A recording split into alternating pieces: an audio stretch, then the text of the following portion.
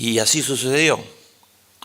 Fue mucho más cáustico todavía la nota de fondo del New York Times en esos días de la comparecencia de este sujeto, graduado en la mejor escuela de administración del mundo, MBA de la mejor escuela de administración del mundo según los rankings. Fue mucho más cáustico el columnista estrella que Nicolás Kristof, premio Pulitzer de periodismo, que escribió un gran titular, una columna con un gran titular. $23.000 por hora es lo que ganaba Richard Full. Ejecutivo se necesita, no se precisa ser competente. Porque este señor se ganó los $500 millones liquidando a la empresa, ¿no? El señor tenía una flota de 6 helicópteros con la que viajaba de su casa al trabajo para no respirar el aire contaminado de Manhattan. Tenía más yates que los que nadie puede usar jamás en su vida ni en la de muchas generaciones. Y montones de apartamentos en Manhattan, en todos los lugares posibles. Claro, eso con un costo de oportunidad, ¿no? Que lo pagaban todos los ciudadanos de los Estados Unidos, que se estaba fundiendo el tercer banco de la economía mundial. Ahora, fue mucho más lejos todavía el Washington Post en sus editoriales, que es el segundo diario de los Estados Unidos. Dijo, no es una manzana podrida, es el barril lo que hay que revisar, porque no era un caso aislado. Empezaron a surgir multitud de casos similares, o sea, altísimos ejecutivos que convirtieron a Wall Street en ese momento en el mayor casino del mundo. O sea, eran todas apuestas especulativas, creando, no me puedo detener, en el libro tienen todo detallado, cómo se fue generando la crisis, creando falsedades de toda índole en las operaciones, o sea, eran operaciones muy débiles, donde los márgenes eran gigantescos y donde los paquetes de hipotecas y los paquetes de paquetes de hipotecas y los paquetes de paquetes de paquetes, las subprimes, etcétera, iban todos para adelante, era patear para adelante, cobrando márgenes enormes en la intermediación de cada uno de los productos que no tenía bases financieras.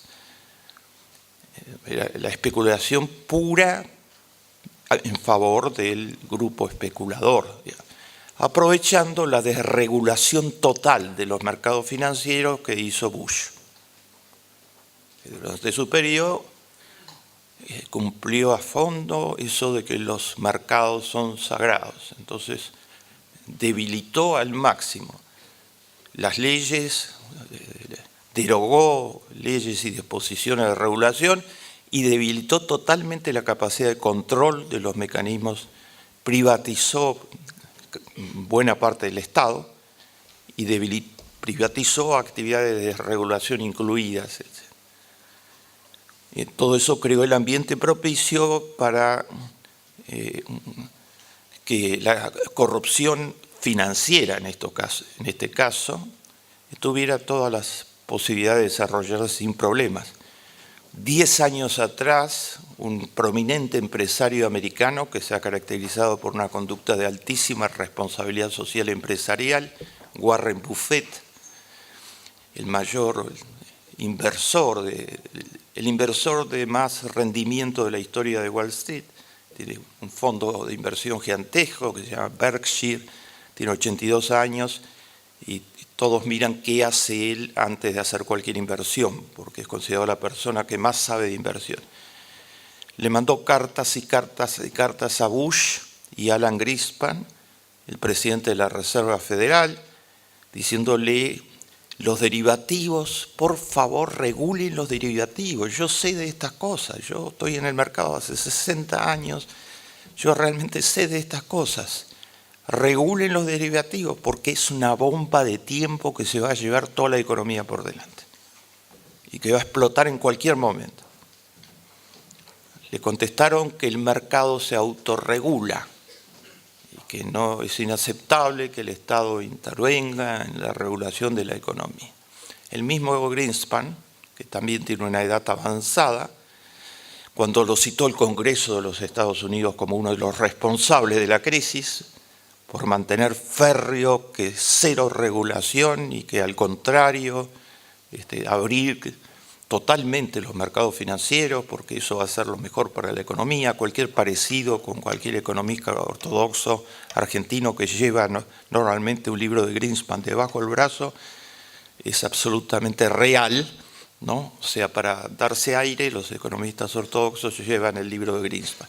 El problema es que Greenspan hizo el mea culpa total y considera que su libro central, la verdad, no valía 5 centavos. Ante el Congreso de los Estados Unidos, está citado acá textualmente del acta del Congreso de los Estados Unidos, cuando le preguntaban, usted aconsejó durante tantos años y era la máxima autoridad financiera del país, que se desregulara y rechazó las cartas de Warren Buffett, el más prominente inversor financiero de los Estados Unidos, diciéndole que esto era una bomba de tiempo, que explotó y estamos todos metidos en el semicaos económico. Recuerden ustedes que Obama ganó la primera elección porque Estados Unidos estaba en caos económico, ¿no? Hubiera sido muy difícil que una persona de color hubiera ganado la elección si no hubiera sido tan monstruoso lo que estaba sucediendo en la economía. Y Alan Greenspan dijo, nos hemos equivocado totalmente, dijo del Congreso de Estados Unidos. Creímos que los dueños de los bancos y de los fondos iban a proteger los intereses de los accionistas que invirtieron en ellos y de la población en general. Y no lo hicieron. Y agregó, todo el andamiaje intelectual que hemos construido se ha venido abajo. El andamiaje intelectual es el neoliberalismo ortodoxo aplicado a los centros financieros. Casi destruye la principal economía de todo el planeta, ¿no? Los discípulos argentinos siguen con el libro bajo el brazo aprovechándose de la ignorancia, digamos, de buena parte de la población, ¿no? Cuando Greenspan dijo que eso no sirve, que en la práctica resultó ruinoso, ¿no? La falta de ética fue el factor decisivo, según el Congreso de Estados Unidos y según la organización, la OCDE, la Organización de los Países Más Ricos del Mundo. La falta de ética, las anécdotas son infinitas, solo les agrego una más. Vinieron los dueños de las 13 principales, los CEOs, los presidentes de las 3 principales empresas de automóvil de los Estados Unidos, que estaban virtualmente en quiebra en la parte final de Bush, vinieron al Congreso a pedir subsidios para no quebrar.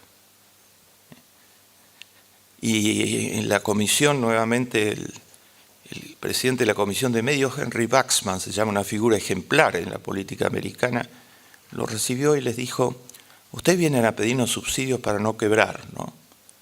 Llevaron a las empresas al borde de la quiebra con el modo en que las manejaron, ¿no?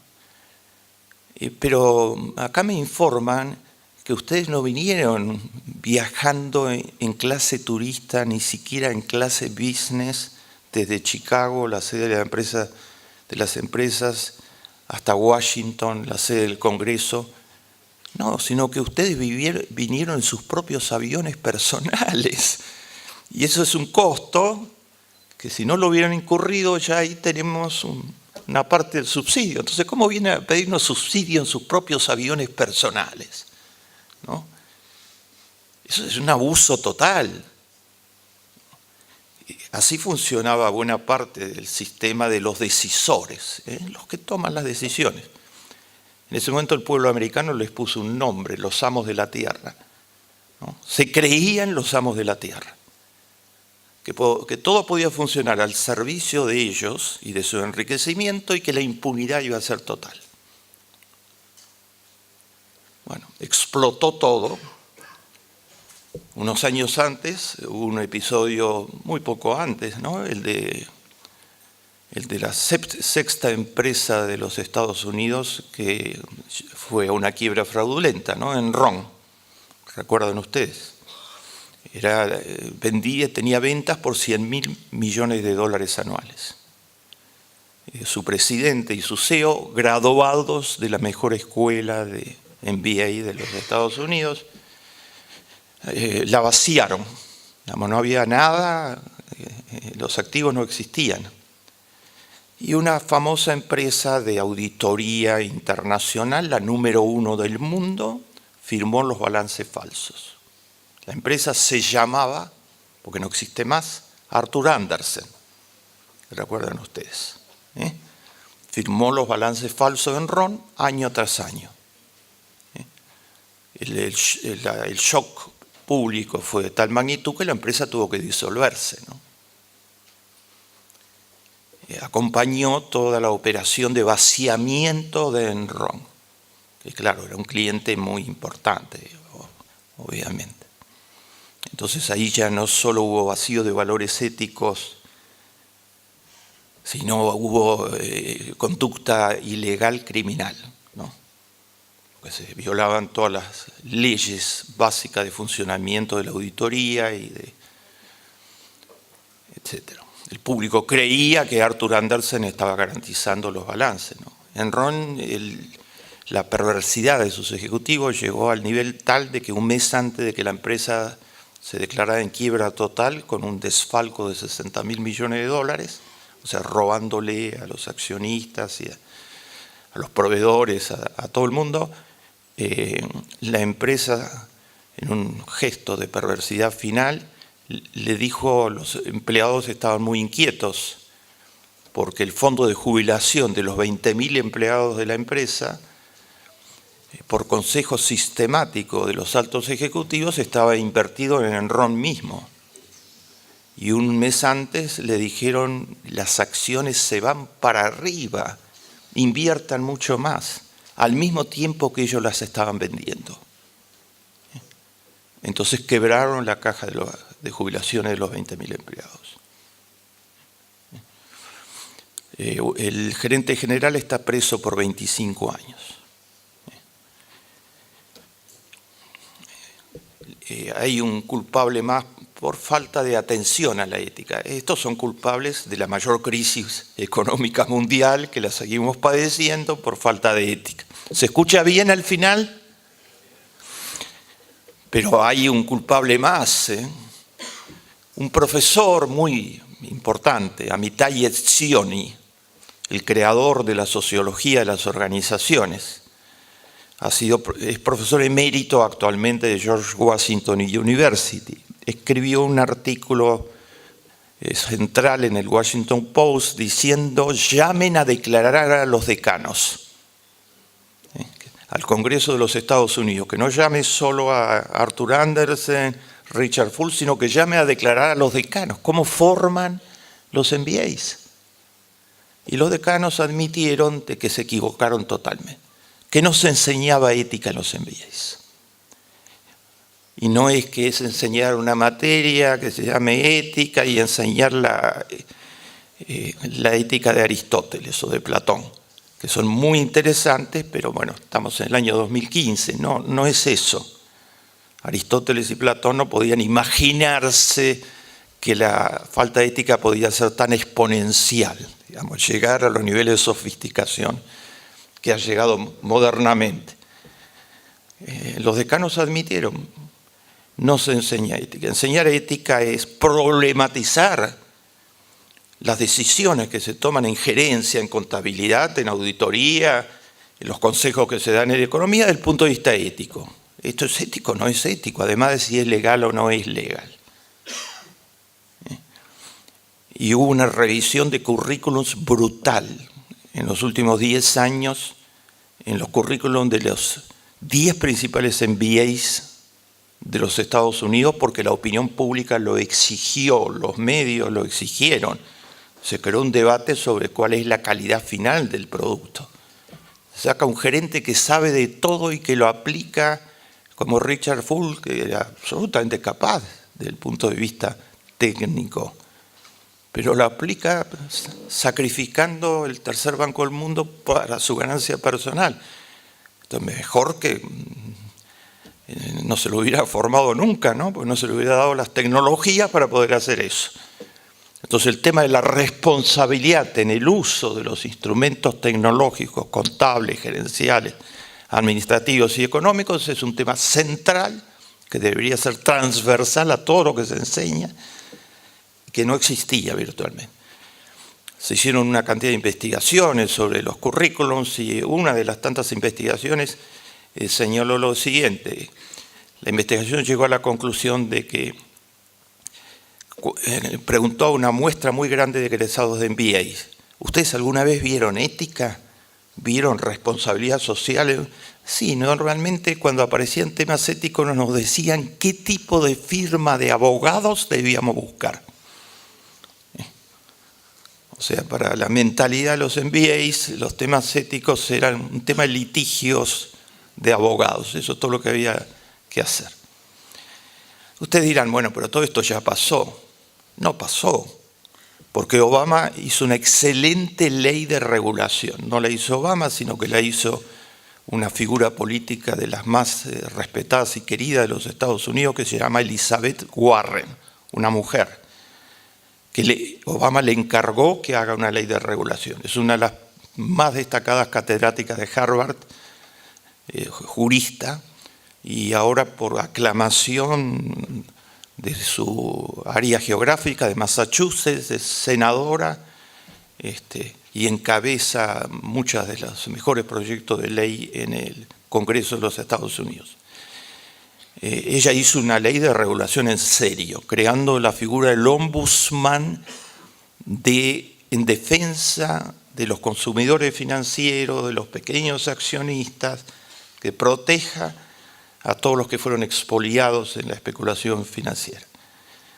Y le ha costado mucho porque el Tea Party la ha declarado enemigo público número 1 de los Estados Unidos, hizo lo imposible para que esa ley no se implemente y ha logrado bloquear la implementación. Ha dejado a la oficina del Ombudsman sin presupuesto, ¿no? A través del Congreso, etc. Entonces por eso el Papa dice, bueno, y no aprendieron nada, siguen, está igual, no funcionan las regulaciones, no funcionan porque hay intereses en que no funcionen desde ya. Pero esto es todo. Les agrego un segundo caso. El caso es de hace 15 días. Ya no les estoy hablando del 2007 al 2009. Analizo un poco lo que todos ustedes leyeron en los diarios, pero los diarios lo dan como una noticia simplemente, fuera de contexto y sin ningún análisis ético al respecto. Se toma como un tema más del mercado. La mayor empresa de autos del planeta, Volkswagen, ¿no? Tiene 11 millones de autos contaminantes. 11 millones por ahora de autos contaminantes que violan la legislación de qué niveles, qué tipo de combustibles se pueden utilizar para no producir daños contaminantes serios en la atmósfera. Los autos son uno de los principales contaminantes en este desequilibrio del planeta por el tipo de combustibles que utilizan, ¿no?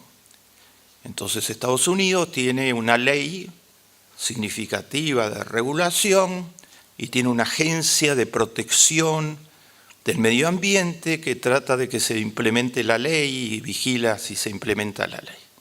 ¿Y quién iba a desconfiar de Volkswagen? Tantos años de historia, la mayor productora de autos del mundo, la que tiene el mayor porcentaje en el mercado de autos. ¿Y quién iba a desconfiar? Y resulta que Volkswagen resultó ser un un innovador en cibernética, ¿no? Creó un dispositivo cibernético que cuando venían los inspectores de la EPA a controlar los motores, entonces paraba la emisión de gases contaminantes ilegales. Y era muy difícil de descubrir, porque la innovación fue muy sofisticada. Investigadores de innovación tecnológica trabajaron muy cuidadosamente al servicio de una conducta criminal, ¿no? Porque violó totalmente todas las leyes. Lo que los diarios no publican, desde ya que esto se pudo hacer solo con la complicidad absoluta y total de la cúpula de la empresa.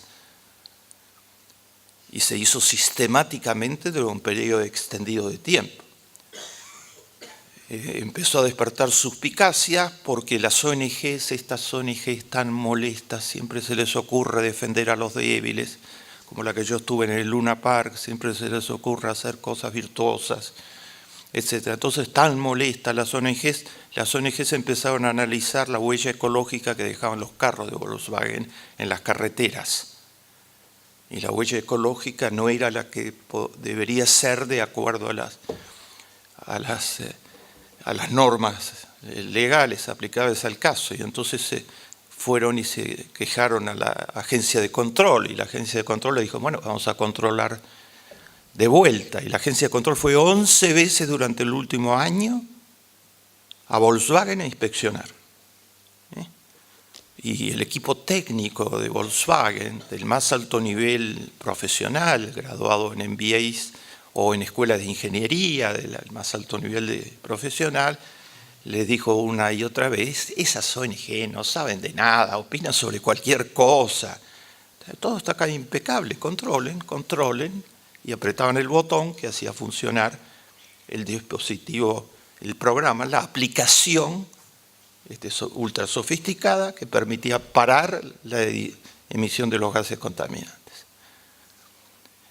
Pero como las ONG no abandonaron la cuestión y los datos eran cada vez más visibles, finalmente se sofisticó totalmente la inspección y los descubrieron, ¿no?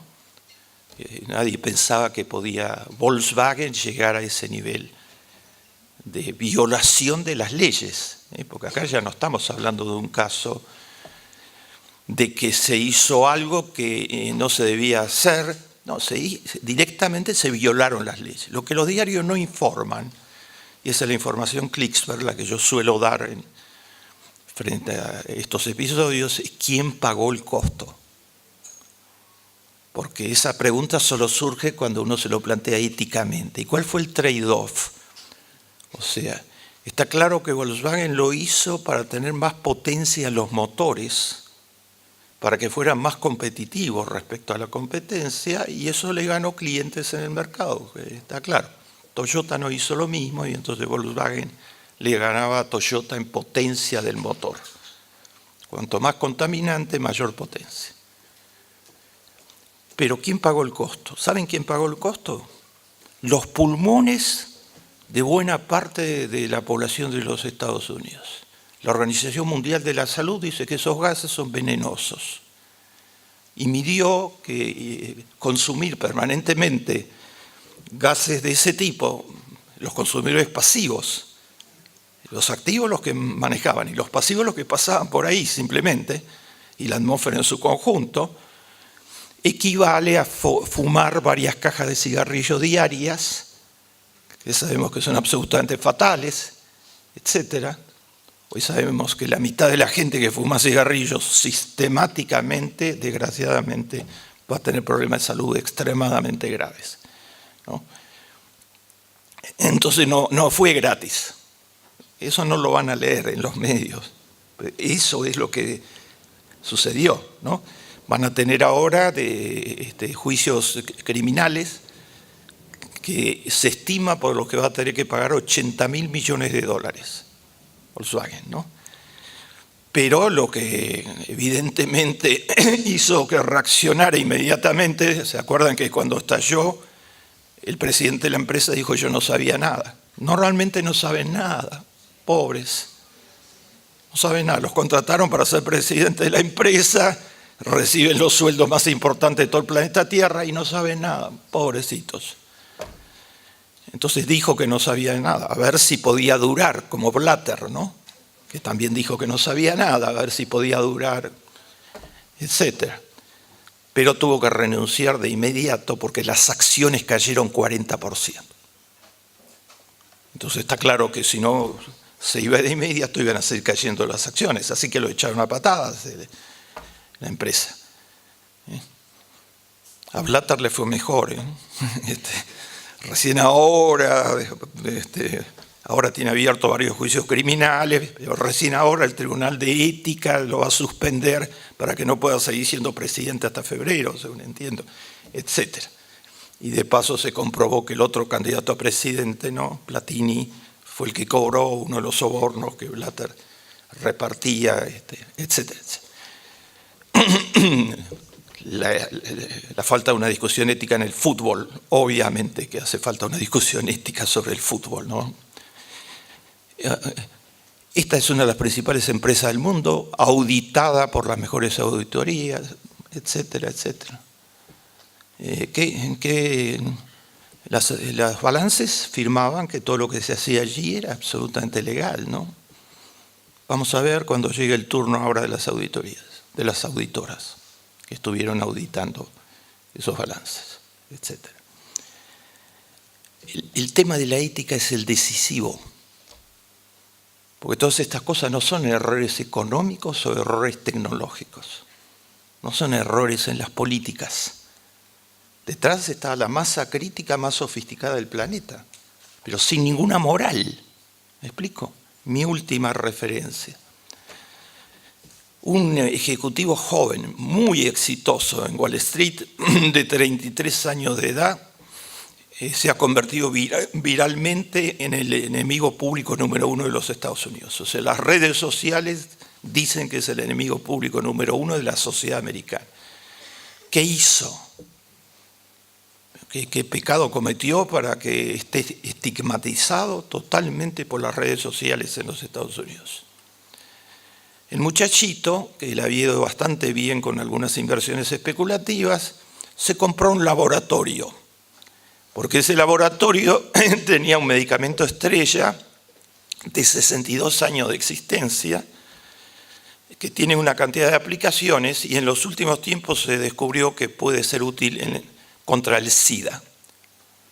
Hay millones y millones de enfermos de SIDA que no tienen ninguna capacidad adquisitiva porque el SIDA tiene una tasa de incidencia muchísimo mayor en los pobres del mundo, que no acceden a la mayor parte de los métodos preventivos, a la cultura de salud, una cantidad de cosas.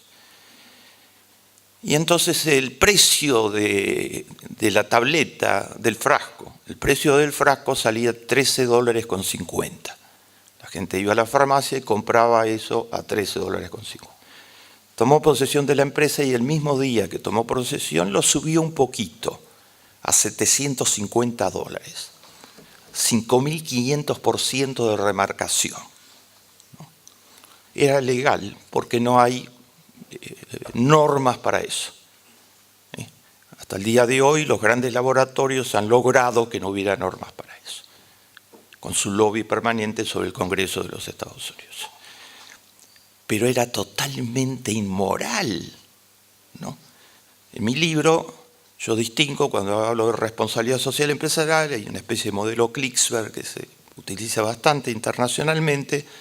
Yo digo, están las conductas penadas por la ley. En la Argentina solemos decir una empresa privada es una buena empresa si le paga a los empleados a fin de mes, deposita las cargas sociales y paga los impuestos. Entonces, listo. Es una buena empresa. Yo digo, no es una buena empresa, es una empresa que cumple con la ley. Si no hiciera eso, está infringiendo las leyes del país. Pero ser una buena empresa quiere decir mucho más. Acá pongo qué es lo que es ser una buena empresa. Hay un área gris, que son cosas que no están penadas por la ley, porque la ley no puede penar todo y no es deseable que tenga que vigilar cada conducta, pero que están penadas por la moral, como es este Yupi. Explico, no estaba penado por la ley remarcar un 5.500% a consumidores posibles que nunca van a poder acceder, que difícilmente accedían a los 13,50, ¿no? Entonces cuando lo acorralaron los medios, se convirtió en un escándalo público, lo pueden encontrar en internet con toda facilidad. Cuando lo acorralaron los medios, bueno, la gente en esas circunstancias, su capacidad de racionalización es infinita. El ser humano puede racionalizar para el bien o para el mal, ¿no? Para encubrir conductas terribles. Entonces el tipo dijo, no, es que yo lo subí tanto para reinvertir las ganancias en mejorarlo.